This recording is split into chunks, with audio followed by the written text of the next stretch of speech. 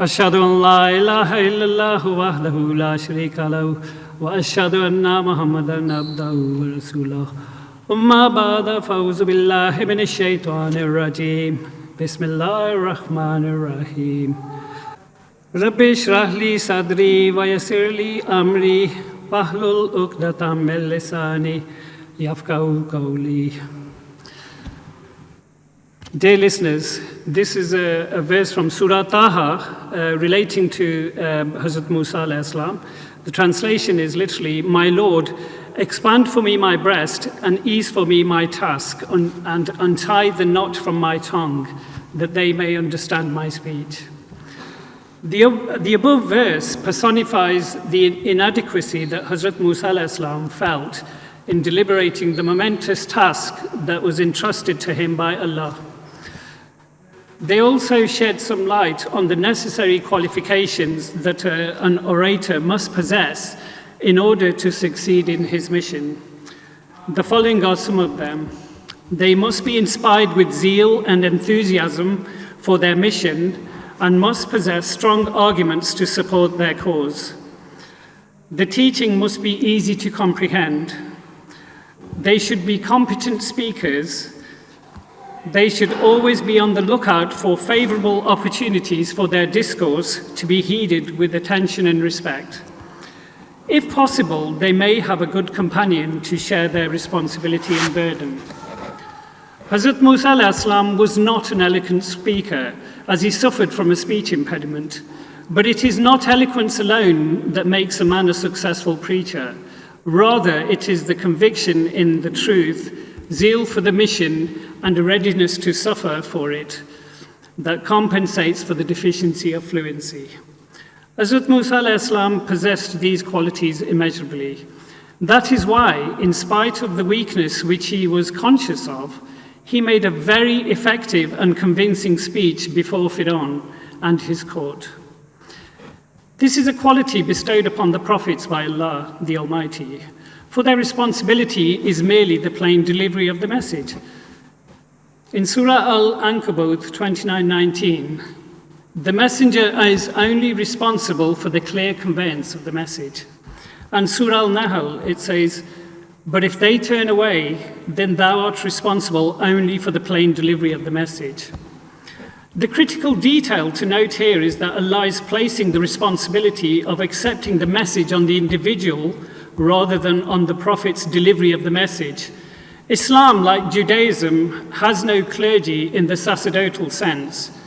Islamic religious leaders do not serve as intermediaries between man and God. They do not have a process of ordination or have any sacramental functions. It is we, the individuals, that relinquish that responsibility on those who appear well versed in Scripture, maybe to symbolically wash our hands of responsibility, but it is not sanctioned by Allah. Rather, the onus of responsibility is placed on the individual. This is an important point to note for Muslims of all denominations, sects or groups, as they expect such intercession by their religious leaders. The underlying precipitating factor of shirk, idolatry, lies in failure on the part of men to understand the object and purpose of their creation. A polytheist has a false concept of the personality and attributes of God and of his own great inborn capacity and capability. He entertains the foolish belief that he cannot have access to God without the aid of an intermediary, and also that God cannot commune with him directly, except through the medium of those who have already attained his nearness. Islam is opposed to both these views. It does not allow us to entertain any such suspicion about God, nor does it permit us to underrate our own natural powers. God has created man that he may attain his nearness, and he does not tolerate that anyone should intervene between him and his creatures. Even the prophets of Allah are not intermediaries. They are only divine messengers and warners, and their intercession is only based on divine sanction. And fear the day when no soul shall serve as a substitute for another soul at all. nor shall intercession be accepted for it, nor shall ransom be taken for it, nor shall they be held. Surah Al-Baqarah, verse 49. If anyone was appointed as an intercessor, either in the heavens or in the earth, a declaration would have been made by Allah to that effect. But no such announcement has ever been made by Allah for self-appointed individuals. It is the people themselves who declare that such and such person has been appointed as an intercessor. And so they, as it were, inform God of something which he does not know. This is exactly what Allah described the early polytheists as doing. Muslim brethren of all denominations, ask yourself, are you party to these gross injustices to your Creator, who has granted us direct communion with him, yet you look upon paltry human beings to intercede for you? God has kept his promise of protecting this exhortation, the Holy Quran, with the proviso of mujaddids at the head of every Islamic century. Yet the gracious and merciful Allah has not lost his love as his greatest creation, mankind, and grants us opportunity after opportunity to seek and discover him. He granted mankind 124,000 opportunities in the past to discover him by sending his appointed prophets to every nation to minister in their native language, so there may be no doubt in understanding the message conveyed to them. But as the recurring theme in the Holy Quran illustrates, that whenever Allah sends a prophet to mankind, they immediately scheme against him, make his life a misery, reject him, mock him, deride him, defame him, implying that he has lost his mind, and even attempt to kill him. But Allah is the best of planners. Now consider this, 124,000 prophets sent by Allah to every nation of the earth. The Holy Quran mentions a mere handful of these illustrious characters, and yet continues to send his chosen servants to whom he vouchsafes knowledge of the unseen. We may not know the names of these prophets, but we know the criteria of prophethood. So if another was sent, would you be the first to say he's a false prophet? Just as in the mind of an atheist who denies the existence of God, the idea of an ultimate being must exist in order to deny its existence. So it is with prophets of Allah whose advent must exist in order to deny their appointment. If Allah had not sent prophets that were denied, their adversaries would not have no purpose to their wretched schemes. Islam is the only religion that acknowledges the prophet of Isa ibn Maryam alayhi salam, other than the Christians. The Jews do not believe in Jesus Christ alayhi salam as the Messiah, or John the Baptist, Hazrat Yahya alayhi salam, as they believed Elijah, Hazrat Ilyas of Baalbek, went bodily into the heavens in a chariot and will descend physically from the heavens in a chariot before the advent of the Messiah. The Christians and Jews do not acknowledge the prophethood of our beloved Prophet Muhammad sallallahu alaihi wasallam. Islam, being the pinnacle of spiritual evolution, believes in a creator not bound by the limits of space and time, and therefore continues to interact with his people and his creation continues to serve him. Allah has maintained his promise to bless us, and we have continued to keep our foolish notions of rejecting the elect of Allah. Mere repetition of the verses of the Holy Quran without exercising the power of reason or wisdom is meaningless, as the revealed word of God is not a cryptic puzzle beyond human comprehension. However, on account of this dereliction of responsibility, Allah the Almighty has again shown his mercy upon mankind, according to the promise in Surah Al-Hijr. Verily, we ourselves have sent down this exhortation, and most surely we will be its guardians. Allah the Almighty has fulfilled this promise by blessing us with the Mujaddid of the 15th century of Islam, Hazrat Abdul Ghaffar Jamba alayhi salam. And Alhamdulillah, he is in our midst, yet the ungrateful turn their backs on Allah's promise and mock, deride, and reject this elect. I wish to add that I find it extremely disappointed that the Ahmadis, who should know better as they have the teachings of the promised Messiah alayhi salam, should have the faculties to identify the elect of Allah. They have become the Bani Israel and resorted to living under the oppressive rule of their living Pharaoh, the self-appointed Khalifa, who proclaim themselves as the vicegerents of Allah. Do you hasten to follow the blind so that they should guide you, O foolish one? How will he, who is himself blind, guide you? The promised Messiah Islam referred to them and warned them about them as the Balaid Mishk, birthed in Qadian. If Allah has appointed a messenger to rescue you, why do you then remain buried alive in your graves and reject and deride the promised Zaki Ghulam Masih Zaman? Allah knows what is best for you, so I urge you to open your minds and listen to the elect of Allah, rather than the self-appointed Yahudi Sifat Balaid Mishk that have taken the path of St. Paul and created a worldly papacy under the banner of Khilafat Ahmadiyya. A soi-disant Khilafat that has no intention for your personal welfare, rather you have become mere cash cows funding their narcissistic and hedonistic aspirations that occasionally surface and are immediately buried by their employed minions. This reminds me of a quote read from the book The Demon-Haunted World by the famous American cosmologist and author Carl Sagan. He states, "One of the saddest lessons of history is this. If we've been bamboozled long enough, we tend to reject any evidence of the bamboozle. We're no longer interested in finding out the truth. The bamboozle has captured us. It's simply too painful to acknowledge, even to ourselves, that we have been taken. Once you give a charlatan power over you, you almost never get it back." However, I digress. Please allow me to present you the subject matter of my discourse. Initially, I entitled this A Christical Exposition of Virtue of God. Virtue is God. But to be honest, it's really just an introduction to Virtue is God.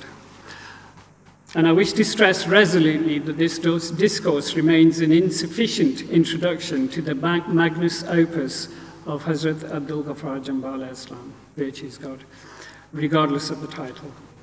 I urge the seeker of truth who has true intentions to seek and know his creator to read this seminal work.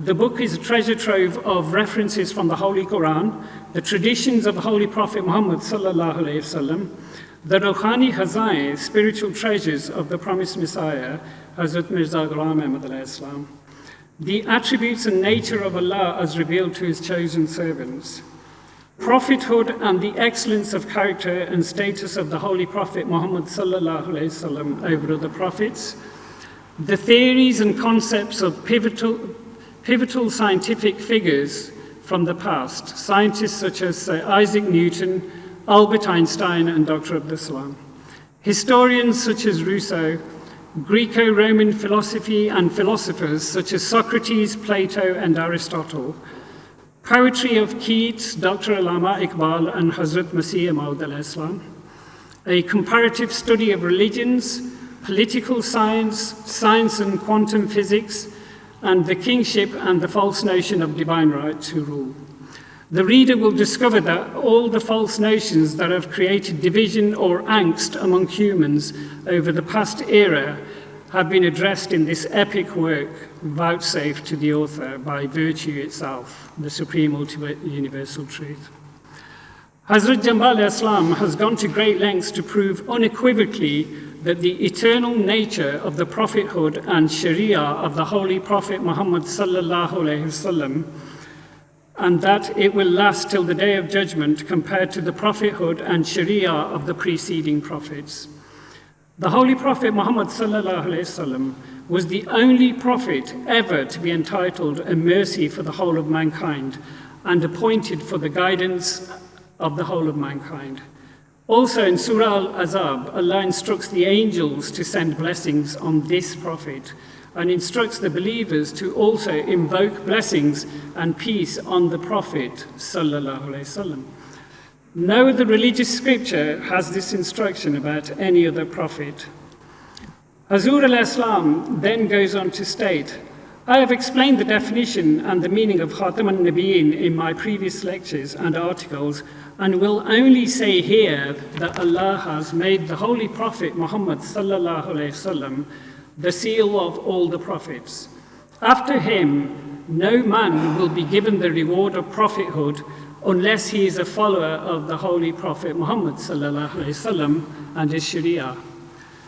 He goes on to say, I again challenge the opponents to present one example from the previous holy books whereupon Allah had entitled any other prophet Khatam an-Nabiyyin, the seal of all the prophets.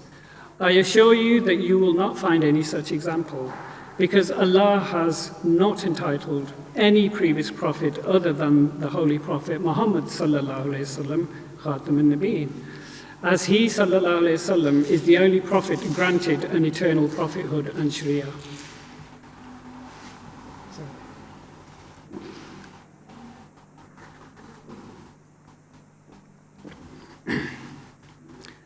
Hazrat Jambal Islam then states that I am a living example of what Mirza Ghulam Ahmad alayhi salam has said in this quotation.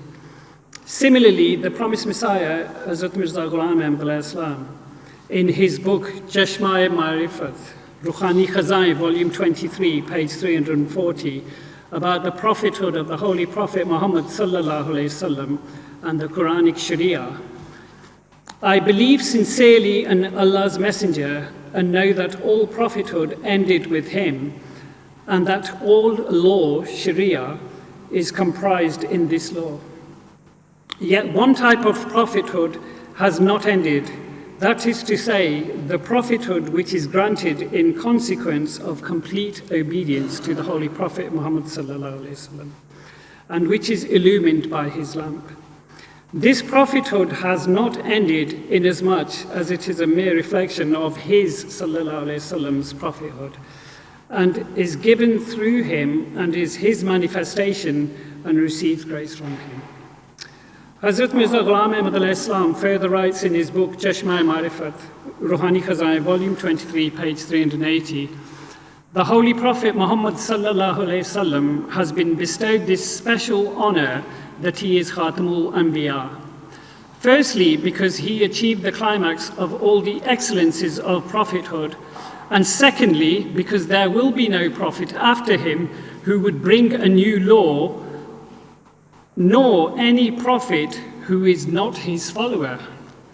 Everyone who is honored with conversation with the divine achieves it through his grace and through his mediation, and is known as his follower and not as a direct prophet. Hazrat Abdul Ghaffar Jamba alayhi salam then goes on to state, furthermore, after the advent of the Holy Prophet sallallahu alaihi wasallam, there cannot be any new prophethood, but a fortunate follower can be granted the status of an ummati prophet. After the revelation of the Holy Quran, there cannot be any new Sharia until the Day of Judgment. There cannot be any such prophet who challenges or revokes the prophethood of the Holy Prophet Muhammad sallallahu alaihi wasallam or the Holy Quran. I am conferring sound reasoning that unlike other prophets, the Holy Prophet Muhammad sallallahu alaihi wasallam's Sharia is immutable, eternal, and irrevocable. Society is obligated to accept it, and there is no other way around it. The Imam Mahdi and Masih Maud, Hazrat Mirza Ghulam Ahmad alayhi salam, says in his Khutbah Ilhamiyah, the Holy Quran is so glorious that none other can excel it in its glory.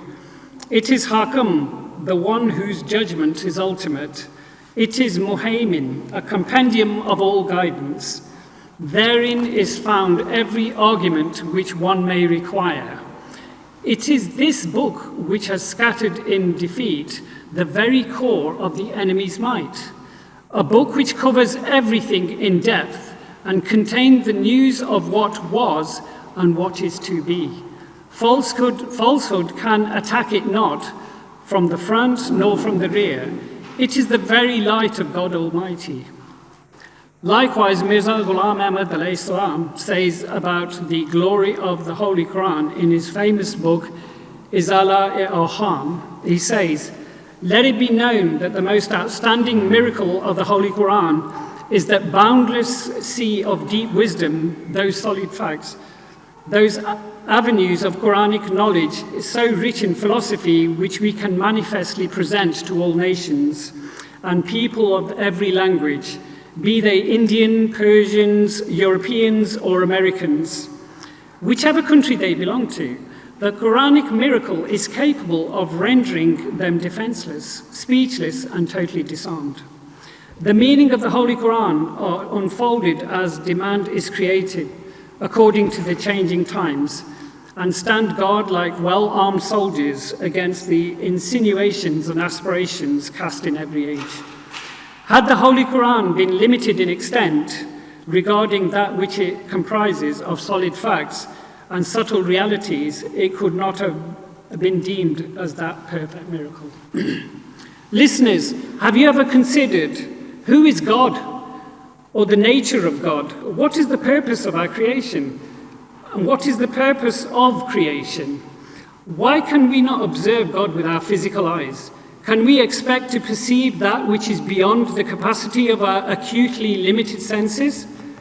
Let alone seeing the Creator with our physical eyes, a being that is nothing other than infinite, albeit obvious, our finite senses cannot perceive him. We cannot see air, radio waves, TV signals. Have you ever seen Wi-Fi, electricity, gravity, time, molecules, atoms, or thoughts? Yet we know they exist and cannot possibly survive without them. The eye is a marvel of creation, yet it is limited only to the visible range of the electromagnetic spectrum, a mere 0.0035% of the entire range. The sense of hearing is limited to 20 to 20,000 hertz in humans. Even our sense of smell and taste are paltry senses which serve our daily needs, yet in many people have been knocked out literally senseless by an infinitesimally small virus over the past 2 years. And yet we are claiming to know God and the meaning of it all. It is the role of messengers to explain perfectly the nature of the unseen. Messengers are those who are sent by God, whether they are Nabi, i.e. prophets, Rasul, i.e. messengers, Muhaddis, saints, or Mujaddids, reformers.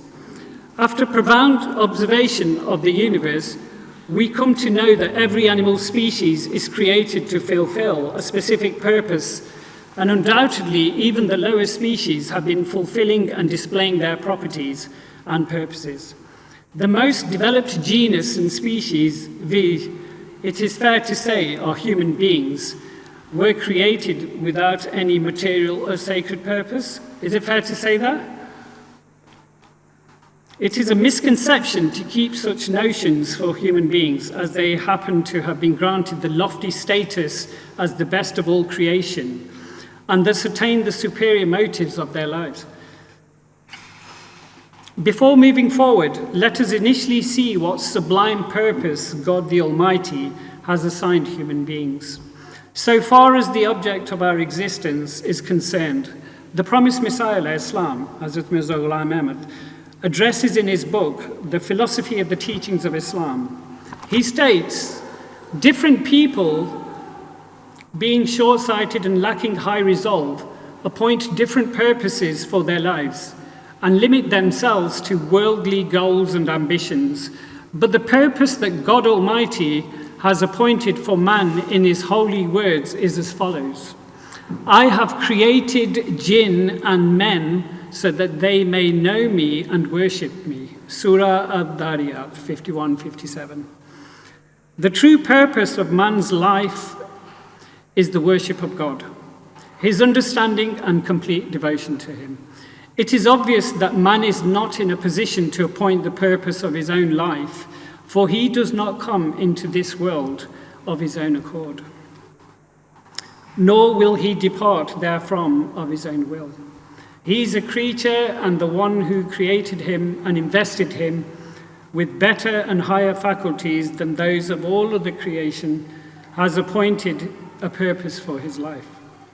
Whether anyone subscribes to it or not, the purpose of man's creation, without a doubt, is the worship and understanding of God and complete devotion to him. In his book, Virtue is God, Hazrat Jambal Salam states, that all phenomena are expressions of virtue. However, we find that all these are not alike. For example, ether, mountains, trees, a lion, and a man are all phenomena, but not of the same category. Every phenomena belongs to its own particular class. To generalize, it could be stated that there are two major classes of phenomena, physical and metaphysical. Ether, forces of nature, and all metaphysical creation belong to the metaphysical class, while physical phenomena are further subdivided into 4 subclasses or categories, namely 1, growthless phenomena, 2, growthable phenomena, 3, irrational phenomena, and 4, rational phenomena. I've broken this down to make it easier with a few examples that I've found. After meticulous observation and exhaustive contemplation, we find that our universe has been arranged under a single coordinated system. All phenomena are found in a proper order, and there isn't any randomness amongst them. Growthless phenomena comprise all those things which do not grow. For example, mountains, sand, water, and air are common examples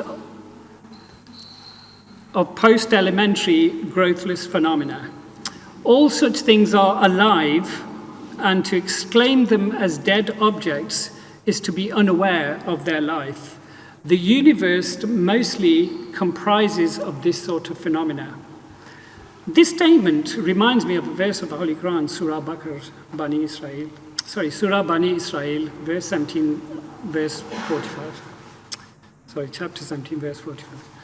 The 7 heavens and the earth and those that are therein extol his glory, and there is nothing, not a thing that glorifies him with his praise.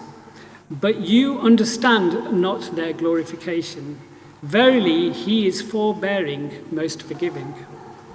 This suggests that even what is deemed growthless phenomena, such as the sun and the moon, the stars, mountains, have some form of consciousness, albeit not at the same level of consciousness as higher forms of life.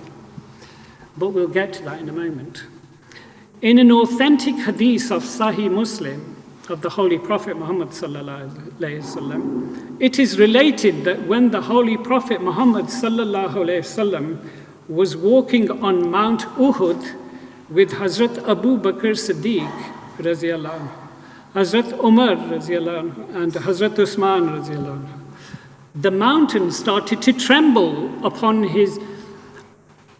which our beloved Prophet Muhammad sallallahu alayhi wasallam tapped it with his foot and said, "Calm down, Uhud.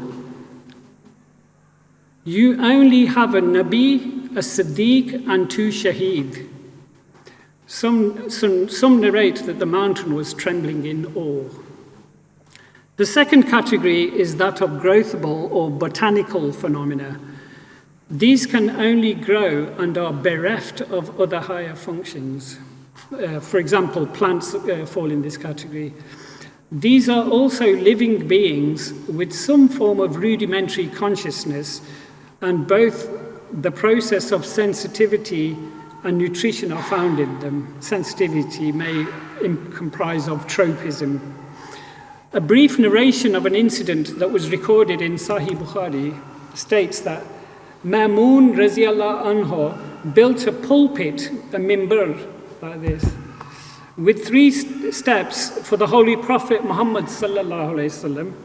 In one narration, it is stated that the tree trunk from which the mimbar was built began shaking when the Holy Prophet sallallahu alayhi wasallam arrived for the first Friday prayer, when the pulpit would be used for the first time. The tree trunk let out a cry and began whimpering and sobbing like a child being put to sleep. Many Sahaba narrated different sounds, such as the bellowing, crying, and weeping up, or a baby camel looking for its mother. The Holy Prophet ﷺ stopped the khutbah, descended from the pulpit, and hugged the tree, and stated, "By that Allah in whose hands rests my soul, If I had not hugged it, it would have remained sobbing like this till the day of judgment. Many Sahaba also wept along with the tree trunk. This tree trunk was subsequently buried in the mosque in Medina. What these hadiths illustrate is even the most rudimentary objects that we relegate to unconscious or inanimate have some form of consciousness. The third category is that of irrational phenomena. The term irrational explains that these are without reason or mind, e.g. animals. These not only grow, but also possess other distinct features. The power of hearing, sight, smell, taste, and touch. The fourth and the most developed form of physical phenomena is that of rational phenomena, e.g. human beings. One distinctive feature which differentiates them from other physical phenomena is that they have been endowed with the power of reason.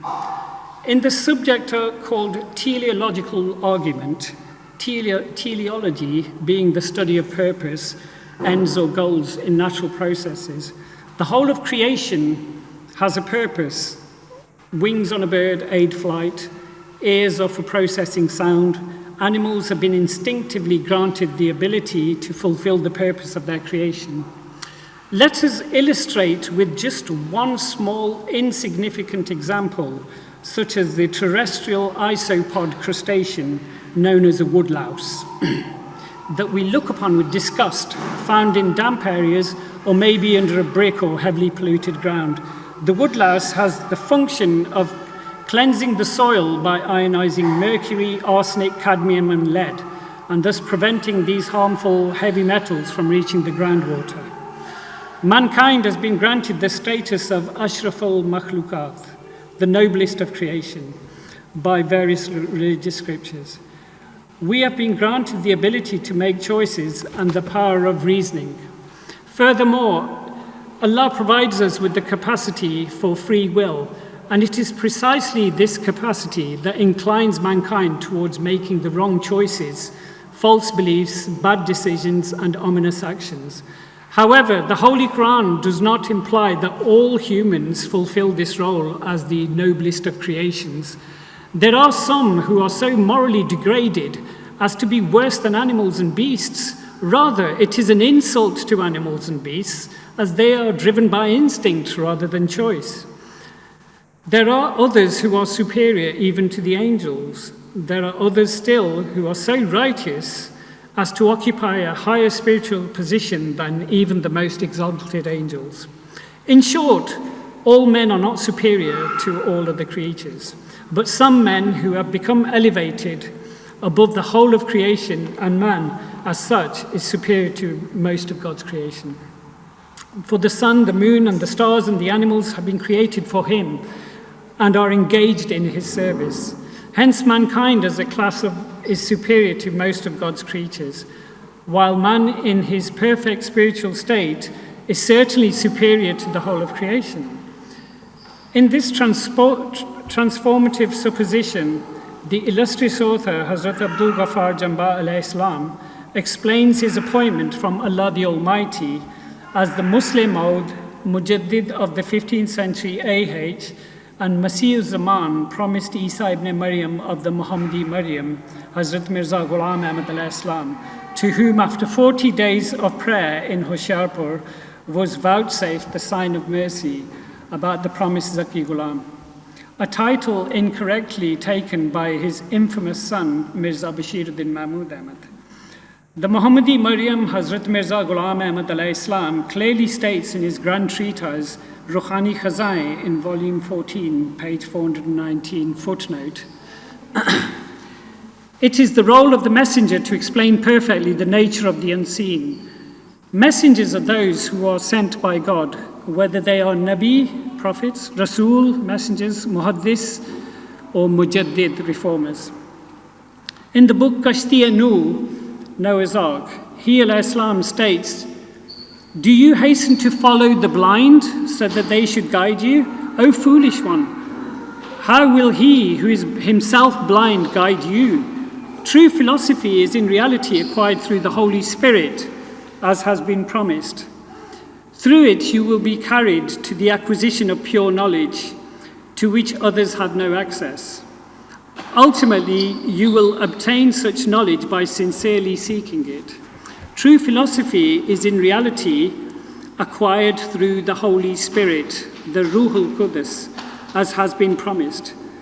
Through it, you will be carried to the acquisition of pure knowledge, in which others have no access. Ultimately, you will obtain such knowledge by sincerely seeking it.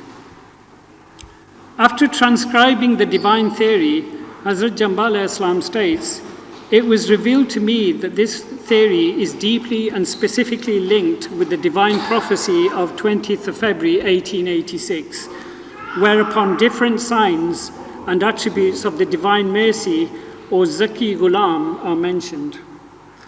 Therefore, I have given another name to this divine theory, the reality of the divine prophecy of 20th February 1886. He goes on to state, "What I have written since mid-December 1983 and in future is that, and shall continue to be, the fruits of that blessed prostration in Darul Hamd, situated in New Muslim town Lahore. The same happened to Prophet Moses alayhi salam while observing the burning bush on Mount Tur. It happened to the Holy Prophet sallallahu alayhi wasallam in Hira, cave Hira. Happened to Hazrat Mirza Ghulam Ahmad alayhi salam during one night in Gurdaspur. As these chosen personalities were appointed for some specific mission, in the same way I have been appointed to reform the Jamaat Ahmadiyya as well as for the victory and dominance of Islam. Allah the Almighty promised 3 times in the Holy Quran with his Prophet Muhammad sallallahu alayhi wasallam about this victory and dominance of Islam." Hazrat Jambal Islam also explains through ample reference from the Holy Quran about the status of Hazrat Sukrat alayhi salam as a prophet for the Greeks by comparing Hazrat Sukrat alayhi salam's life, character, morals, ethics, his dialogues, his reverence for the God, the attitude of his contemporaries who mocked him for exposing their hypocrisy and superficiality, his trial and accusation of being a sophist and freethinker, and ultimate capital punishment and martyrdom through drinking the alkaloid poison hemlock, which would have blocked his nerve muscle junction and ultimately caused the failure of his respiratory muscles. Hazrat Sukrat alayhi salam is probably best known for the famous dictum which is usually translated, "Virtue is knowledge." And to find out what this means makes as good an approach as any of the center of his teachings. We know now that the word virtue attaches false association to the Greek arit, which primarily means efficiency at a particular task. By equating arit with knowledge, therefore, Hazrat Sukrat alayhi salam's statement takes on the aspect of a deliberate challenge, which we can only recapture by thinking ourselves back to the times in which he lived. If virtue is the sole end of life, what precisely is virtue? Hazrat Sukrat alayhi salam had given no clear answer to this question. The only definition he had given was that virtue is knowledge. But upon examination, it turns out that this is not a definition at all. Virtue is knowledge, but knowledge of what? It is not knowledge of astronomy or mathematics or physics. It is ethical knowledge, that is to say, knowledge of virtue. To define virtue as the knowledge of virtue is to think in a cycle and gets us no further in the inquiry of what virtue is. But Socrates, or Hazrat Zakariah alayhi salam, did not think in a circle. He did not mean that virtue is knowledge, although his doctrine is often somewhat misleadingly stated in that form. What he meant was quite a different thing, that virtue depends upon knowledge. It is the first condition of virtue. The principle accurately states not that virtue is the knowledge of virtue, which is the thinking in a circle, but that virtue depends upon the knowledge of virtue, which is quite straight thinking. Only if you know that what virtue is, can you be virtuous. Hence, we have not here any definition of virtue or any attempt to define it. We are still left with the questions, what is virtue, unanswered. When Meno questioned about whether virtue is something that could be taught in the dialogue by Plato, Hazrat Zakariah replied, "You must think I am singularly fortunate to know whether virtue can be taught or how it is acquired. That fact is that far from knowing whether it can be taught, I have no idea what virtue is. That is my own case. I share the poverty of my fellow countrymen in this respect and confess to my shame that I have no knowledge about virtue at all. And how can I know a property of something when I don't even know what it is?" Even the British philosopher and epistemologist Walter T. Stace writes in his book, A Critical History of Greek Philosophy, "But as for Socrates, the sole condition of virtue is knowledge, and as knowledge is just what can be imparted by teaching, it followed that virtue must be teachable. The only difficulty is to find the teacher, to find someone who knows the concept of virtue. What the concept of virtue is, that is, thought Socrates, the precious piece of knowledge which no philosopher has ever discovered, and by which, if it were only discovered, could at once be imparted by teaching, whereupon men would at once become virtuous." So basically they're saying that virtue has to be taught, but by who? Some in ancient Greece would even go so far as saying that Hazrat Zakariah was a sophist, which is utterly untrue, as he never took a fee for his ministering or taught about customs, culture, worldly or political gain of society, rather taught individuals about matters of spirit, morality, science and ethics. Socrates, when opposing the sophist, states before the jury, "It does not seem like human nature for me to have neglected all my own affairs and to have tolerated this subject now for so many years, while I was always concerned with you. Approaching each one of you like a father or an elder brother to persuade for you to care for virtue. Now, if I profited from this by charging a fee for my advice, there would be some sense to it. But you can see for yourself that for all their shameless accusations, my accusers have not been able to, in their impudence, to bring forward a witness to say that I have received a fee or even asked for one. I, on the other hand, have a convincing witness that I speak the truth, my poverty." In 400 BC, when Socrates was 70 years old, he was brought to trial on 3 charges. Firstly, for denying the national gods. Secondly, for setting up new gods of his own.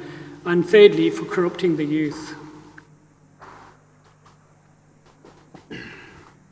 All these charges were unfounded, baseless, and mere false claims. The truth is that Hazrat Zakariah was a noble person of his age. He was virtuous and indeed a friend of God. He hated vice and led a quiet, virtuous life, pure and undefiled. That is why his philosophy is a virtuous philosophy. The vicious are ever liked and respected, but eventually truth roots them out. In contrast to this, the virtuous are always hated, teased, abused, exiled, and even poisoned. But in the end, they triumph. Exactly the same occurred with this respected man of Athens. If he had not been poisoned or killed, then certainly the history of philosophy would have been in some other form. And with this, perhaps the history of mankind would have been totally different altogether. According to the Holy Quran, revealed to the Holy Prophet ﷺ, before the incumbent death of a virtuous and holy person, they are granted glad tidings of safety, peace, and paradise. So as God the Exalted says in Surah Yasin, Verily, the inmates of heaven will on that day be happy in their occupation. They and their wives will be in a pleasant shade, reclining on raised couches. They will have fruits therein, and they will have whatever they call for. Peace on you, a word of greeting from the merciful Lord. Likewise, in Surah Al-Fajr, God the Exalted says to his virtuous men at the time of their death, "And thou, O soul at peace, return to thy Lord well pleased with him, and he well pleased with thee. So enter thou among my chosen servants, and enter thou my garden." The same happened with Hazrat Zakariah alayhi salam before his death. He sees in a dream a beautiful and comely woman giving him glad tidings, such as Socrates says to his friend Crito before his death. Plato documents this story in his famous dialogue, Crito. I'm not going to add it here because it's quite long, but you can read it in Virtue's God. The dream of Socrates was a clear indication of the fact that he was a holy person and a friend of God.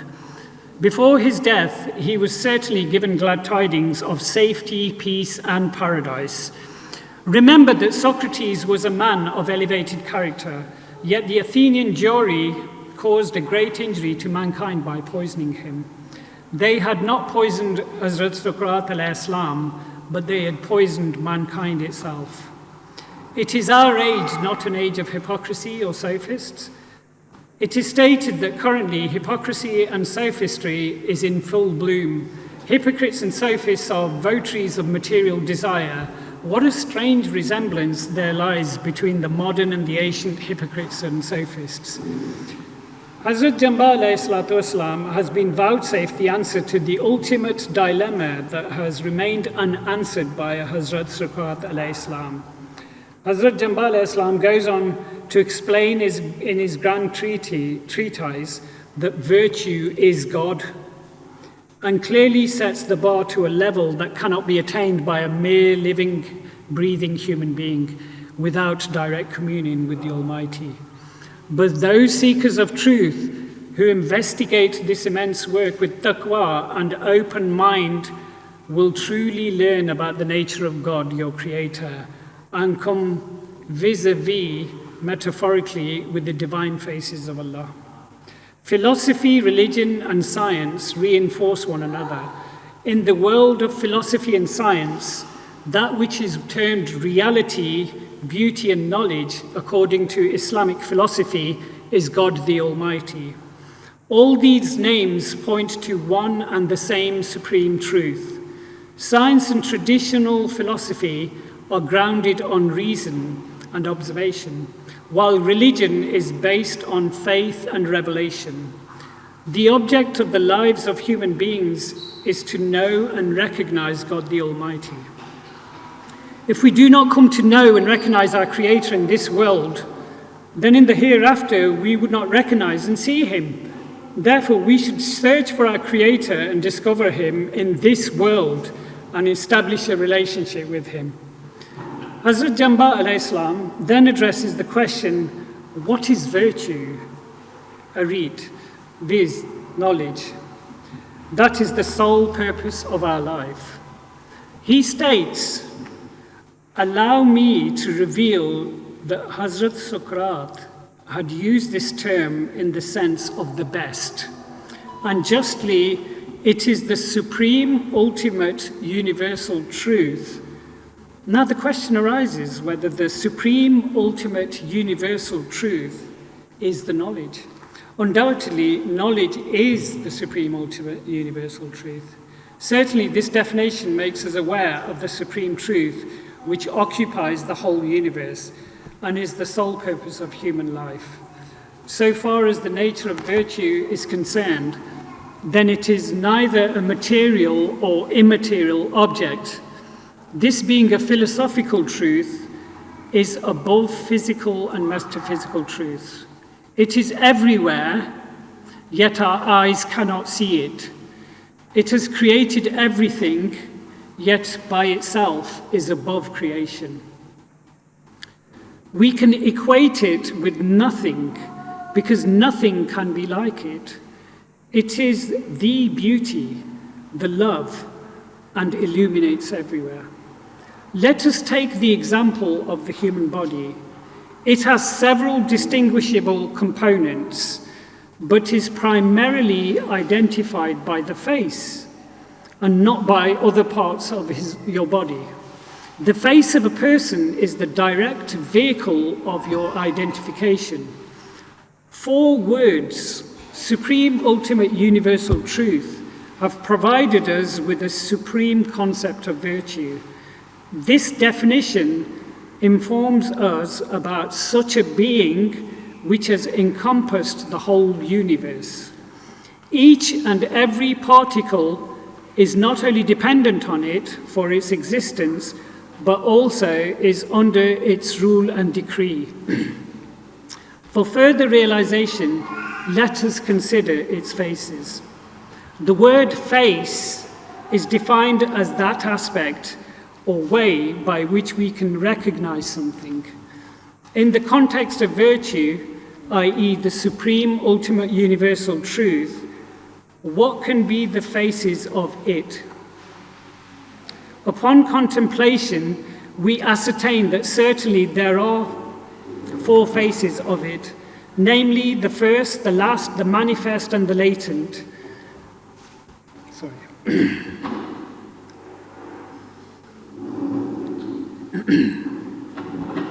Every face explains and defines it in its own way. These are like sources which take us to one and the same single objective entity. They reveal to us what is hidden from our physical eyes. These faces strengthen and sharpen our minds, and eventually we have no doubt in its existence. Let us consider them briefly. In Surah Al-Hadid, by the way, chapter 57, verse 4, there is an ayat which says, He is the first, the last, the manifest, and the hidden, and He knows all things full well. So, the first is the foremost face of virtue. The term first means that which precedes or foreshadows everything, the earliest, the best, and the foremost. Is this not virtue, which comes before all others, the first, the best, and the foremost? Justifiably it is, although our finite observations cannot discern it, yet even then, there is no place where the first, i.e. the supreme, ultimate, universal truth, is not present. The last, the second face of virtue is the last. The term last gives us the sense that what comes at the end or after all else. Simply it means that it is final or ultimate. Is the last not virtue, which is final or ultimate? Secondly, that the term last can be applied only to what is real and not to what is unreal. In the world of creation, what is first cannot be last. First and last things or events are always different. However, in the case of virtue, the first and the last allude to one and the same supreme truth. The manifest. The third face of virtue is the manifest. The term manifest refers to what is clear, obvious, and evident. Undoubtedly, it is virtue that is clear, obvious, and evident. Obviously, it seems that the things before our eyes are the manifest, because they manifest. But this notion is turned away when we become aware of the reality of things. On account of my narrative, this is Jamaat Sahib's narrative, one who is unaware of the realities of things out of lack of understanding will brand me, heaven forbid, a confused or unhinged man. However, it is the excellence and supremacy of the supreme truth which, being the manifest, is beyond our perception. Fourthly, the latent. The fourth face of virtue is the latent. It refers to what is not clear, obvious, or evident. Virtue is the latent because it has concealed itself under the veil of phenomena or creation. The third face, i.e. the manifest, explains that virtue is evident, while the fourth face describes that it is inconspicuous, and this is not inconsistency. The third and fourth faces point to one and the same being, or truth, and at any moment it is both the manifest and latent, which was fittingly illustrated by the promised Messiah, alayhi salam, Hazrat Mirza Ghulam Ahmad, in the following verse. In what words can I praise the charm of my beloved? His single gesture made me cross the flood of sordid self. My insight extends to a level to make me disbeliever. In his eyes, who is remote from the courtyard of the beloved? My eye too became enlightened by that glowing face. The mysteries of that beloved were unveiled to me. Moreover, the first, the last, the manifest, and the latent are only different faces of the same reality, whom Hazrat Sokrat called virtue and identifies it with knowledge. These take us to one and the same supreme truth and logically prove its existence. So, dear listeners, Hazrat Jambal Islam goes on to pose the question, what is the essence of virtue and phenomena? Are these interconnected or not? If they are complementary, then what sort of relationship is this? It has heretofore been described about the nature of virtue. In a nutshell, it is a philosophical objective entity, i.e. the supreme ultimate universal truth. From this definition, it is quite clear that virtue is omnipresent, omnipotent, and omniscient. It always remains constant through a series of changes or varying connections. It is the ultimate cause, the universal cause, and is supreme because it is without cause and therefore is above everything. If some cause in turn has a cause, then this does not deserve to be designated supreme. It is only virtue which is the cause of causes, yet itself being causeless. This simply means that everything depends upon it for their existence, while it is independent. As for its being, it does not depend upon anything or anyone else. Its supremacy and existence are everywhere, and only it governs the whole universe. It causes everything to perish, yet by itself is immortal and justly described as permanent and everlasting. It is self-existent, self-sufficient, constant and stable by itself, and therefore is self-evident. Although virtue is the most radiant truth, our senses cannot determine it. The reason is that as human senses are finite, they cannot observe the infinite. The four faces of virtue have hitherto been described.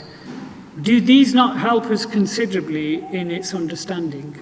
Every face guides us and informs us about its existence in a novel approach. Next, we take phenomena.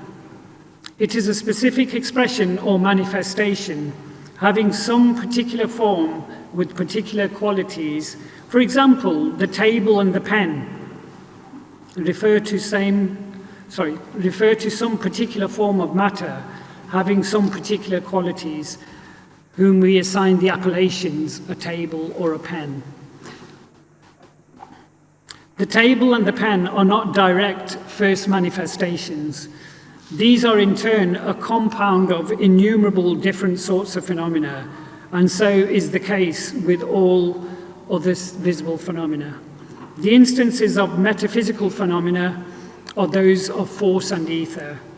These phenomena emerge, undergo different sorts of changes, and finally decay and finish. Moreover, particular form and particular qualities of any phenomena are interdependent. For example, wood is a phenomena. It consists of a particular form and its particular qualities. We say that wood is heavy, brown, hard, etc. Now the heaviness or the brownness and the hardness are qualities. These qualities cannot exist independent of the form. But it is equally true that the form cannot exist independent of its qualities. If one was to consider peeling away all its qualities and then consider what the form is aside from its qualities, you will find that your mind is oblivious to it. In taking away the qualities, you have taken away the form itself. The form can only be thought through its qualities. It only exists through its qualities. The form, therefore, just as much depends on the qualities for its existence as the qualities depends upon the form. Hence, neither of them can be regarded as independent. What is the source of these phenomena? Where do these particular forms come in the sense of being? Is it not virtue which manifests and shapes all these phenomena? These phenomena depend upon virtue for their existence and conservation, while virtue is the independent. Whenever virtue aspires, phenomena may cease to exist, while itself is not bound by the limits of mortality. For the sake of illustration, let us consider an example, although this example consists of finite vis-a-vis finite, while the relation of virtue and phenomena is that of infinite vis-a-vis finite. However, this will assist and improve one's insight to appreciate and comprehend what I propose to explain. What is ice?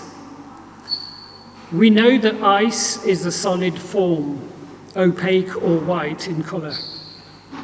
Water is also a common colorless liquid with various interchangeable forms that we consume daily. Steam is another substance in a gaseous state, which emerges when water vapor escapes from the surface of boiling water.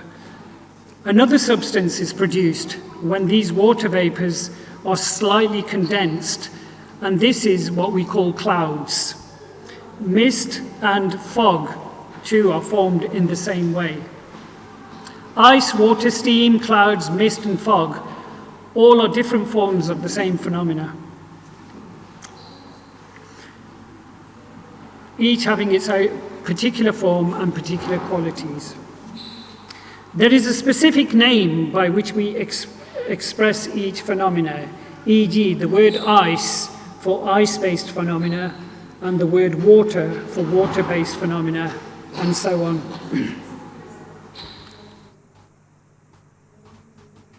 Excuse me. After analyzing them, we find that all these different sorts of phenomena, ice, water, steam, clouds, mist, or fog, are different forms of hydrogen and oxygen. Hydrogen and oxygen are common elements found in all these different phenomena. We see that what we define as water is really an expression of hydrogen and oxygen. These elements chemically combine in a certain ratio as H2O and adopt a particular form of a phenomena to which we give the particular name of water. When the molecules of H2O freeze to a certain degree, these then adopt a particular form of another phenomena that we call ice. Again, when the water is boiled, then these molecules begin to rise above in the form of water vapor. In this state, H2O adopts another particular form called steam. When these molecules are frozen, then to a certain degree, these adopt the form and qualities of another phenomena called clouds. The same happens in the case of mist and fog.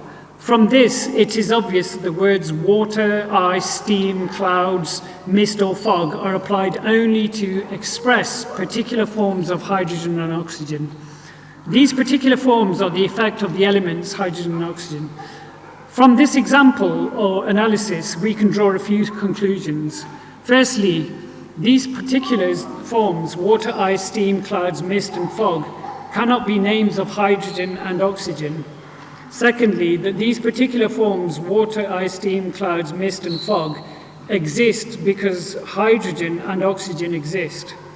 Had hydrogen and oxygen not existed, then these particular forms too could not have existed.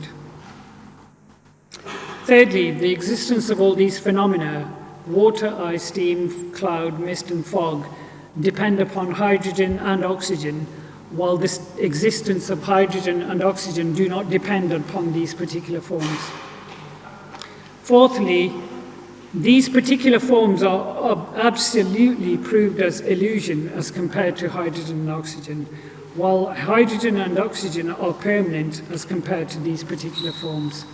Nonetheless, as has been mentioned at the outset of this example, it does not provide us fully and precisely the relationship between virtue and phenomena.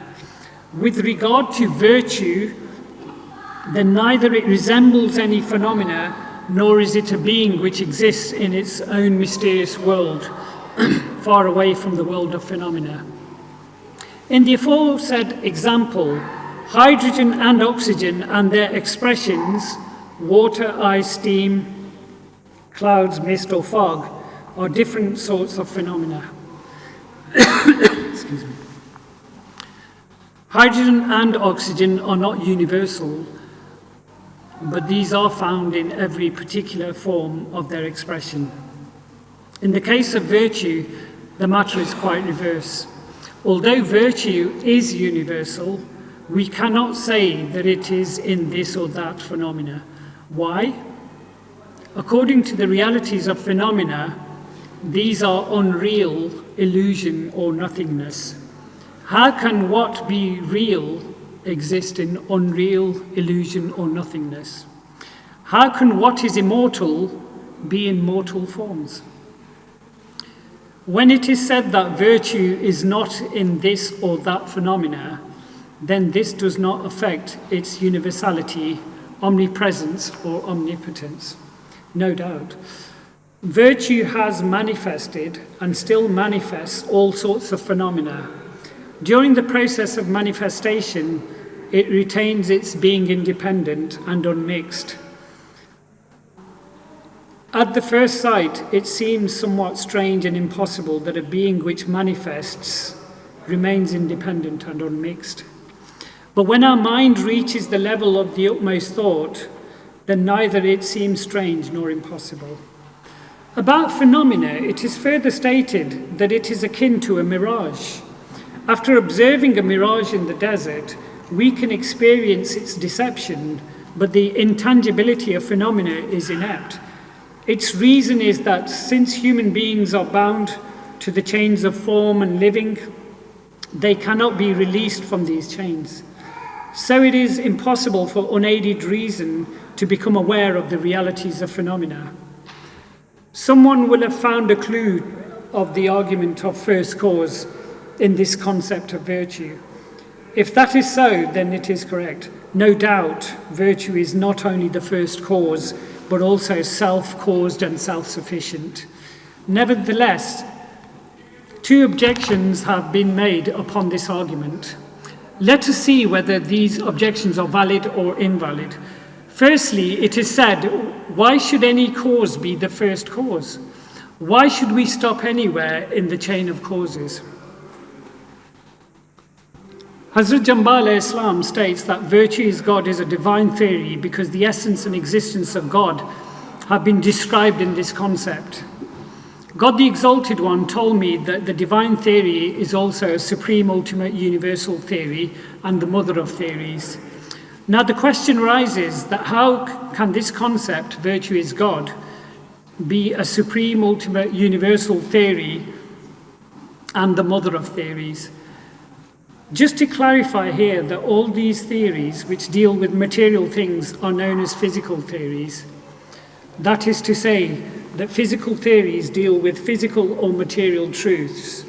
Likewise, metaphysical theories deal with metaphysical or immaterial truths of the universe.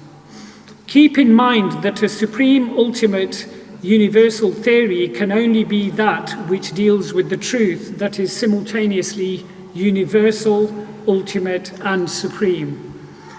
And it is only God, the creator and the originator of the universe, who is the supreme, ultimate, universal truth. Therefore, non-physical and metaphysical theory can be described as the mother of all theories. Mother of theories. It is only the supreme, ultimate, universal theory which can be the mother of theories.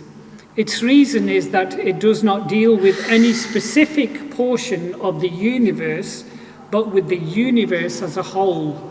Such a theory which pertains to the universe as a whole and all things that come under its rule or grasp will be termed as not only a supreme, ultimate, universal theory, but also a mother of theories. Virtue is God is not only a supreme, ultimate, universal theory, but also the mother of theories and the seal of theories. The reason is that each and every physical and metaphysical theory comes out of it, and theoretically it is impossible to transcend it. In this world, nobody will emerge who can challenge this divine theory. That is fact. Virtue is God. If there is anyone out there, he should come forward. Let it be known that there is no other God of this universe except virtue. He is the knowledge and he is the supreme, ultimate, universal truth. Shall I leave it here? Shall I carry on?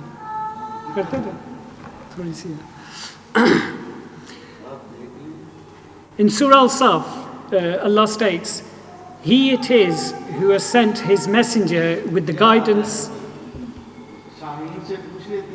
and the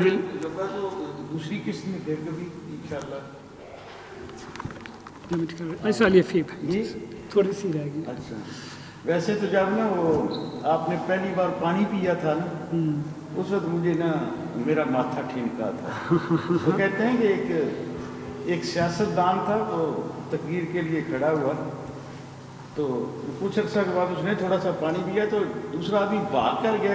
वो कहने लगा इसे पानी ना पीने देना, पानी ना पीने देना, फिर ये ताज़ा दाम हो जाएगा।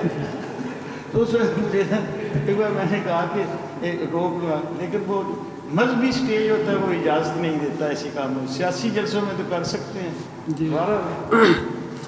In Surah Al-Saf, Allah states, "He it is who has sent his messenger with the guidance and the religion of truth, that he may cause it to prevail over all other religions, even if those who associate partners with God hate it." This is the first and lasting promise of Allah the Almighty, and Allah the Almighty shall fulfill it. The question is, how will it be fulfilled? By cannons, swords, and atomic bombs? Absolutely not.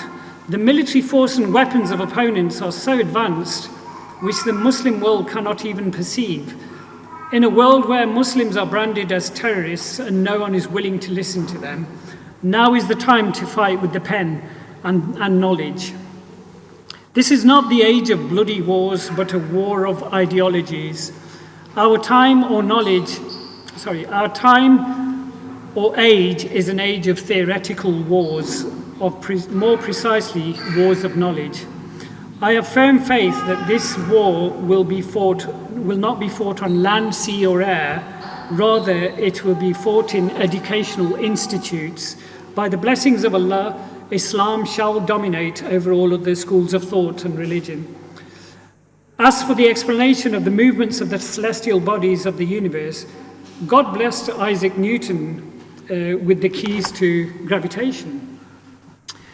So is the case of the promised son of the Muhammadi Maryam, Hazrat Mirza Ghulam Ahmad Islam, to whom God vouchsafed the supreme ultimate universal theory, virtue is God, for the complete dominance and victory of Islam. The whole world, inshallah, will submit to this theory.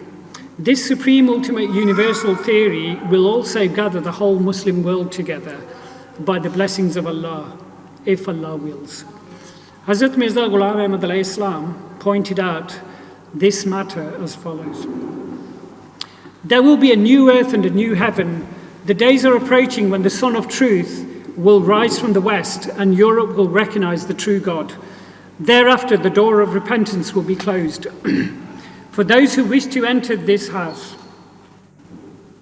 have entered eagerly, and only those will remain outside whose hearts are by nature sealed and who are in love not with light but darkness. The time is near when all religions will perish except Islam.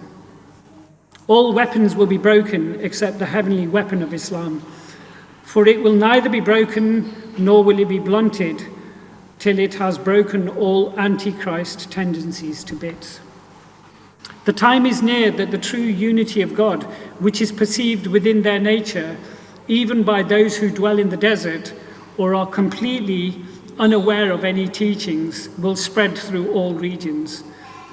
On that day, there will remain no artificial atonement nor an artificial God. A single stroke of God will frustrate all the plans of disbelief, not by any sword nor by a gun, but by bestowing light on eager souls and by illumining the pure hearts. Then will there be understanding of all that which I say.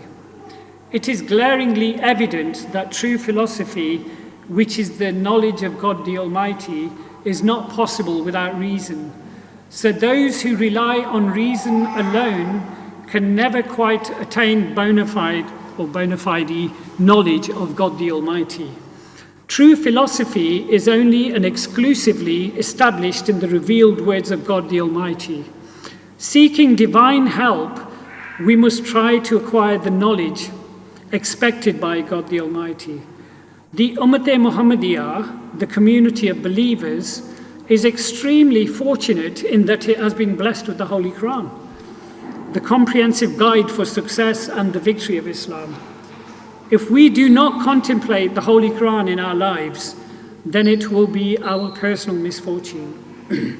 The promised Mahdi and Masih, Hazrat Mirza Ghulam Ahmad of Qadian alayhi salam, says in his booklet, Kashti-e-Nur, Noah's Ark, similarly, do not follow the philosophers of this world and do not be overawed by them, for they only pursue follies. True philosophy is that which God has taught to you in his words from the Holy Quran. Those who are in love with secular philosophy are in ruin, and truly successful are those who have sought true knowledge and philosophy in the books of God. Why do you follow the path of foolishness? Will you teach God that which he does not know? Do you hasten to follow the blind so that they should guide you? O foolish one, how will he who is himself blind guide you? True philosophy is in reality acquired through the Holy Spirit, as has been promised. Through it, you will be carried to the acquisition of pure knowledge, to which others have no access. Ultimately, you will obtain such knowledge by sincerely seeking it. Then will you come to know that this is the very knowledge which revitalizes and revives the heart and guides you to the pinnacle of certainty. How is it possible to receive pure nourishment from he who feeds upon carrion? How can he who is blind help you see? All pure wisdom descends from heaven. What then do you seek from the people of this world? Those whose souls ascend to heaven are the true heirs of wisdom. He who is not satisfied himself cannot bestow satisfaction upon you. But first, purity of heart is required. Sincerity and purity are needed, after which everything will be bestowed upon you. Do not think that God's revelation is a thing of the past, and that the Holy Spirit can no longer descend as it did in previous times. I tell you truthfully that all doors may close, but the one from which the Holy Spirit descends never shuts. Open the doors of your hearts so that the Holy Spirit may enter it. By closing the window from which the rays of light enter, you distance yourself from this sun of your own accord. Unenlightened ones, come forth and open this window so that the sun might itself enter you. God has not closed the paths of his worldly blessings in this age. Rather, he has increased them. Do you then think that the paths of the blessings of heaven, which you sorely need at this time, have been closed by him? Most certainly not. Rather, this door is wide open. To conclude, I ask you, is it not so that every particle of heaven and earth glorifies and proclaims the holiness of Allah? Everything in them is engaged in his glorification and praise. The mountains remember him. The river remembers him. The trees remember him. And many righteous ones are occupied with his remembrance. Whoever fails to remember him in his heart and by his tongue, and does not humble himself before God, is compelled to humble himself by being put through diverse types of torment by the divine decree. Whatever is recorded of the angels in the book of God, that they are completely obedient to him, the same is said of every leaf and every particle in the earth. Everything is obedient to him. Not a leaf can fall without his command. You've often heard that. No medicine can heal without his command. Nor can any food prove agreeable without him. Everything prostrates itself at the threshold of God in extreme humility and worshipfulness, and is occupied with his obedience. Every particle of the earth and mountains, every drop of the river and oceans, every leaf of tree and plant, and all particles of men and beasts recognize God. So obey him and be occupied with his glorification and praise. Jazakallah.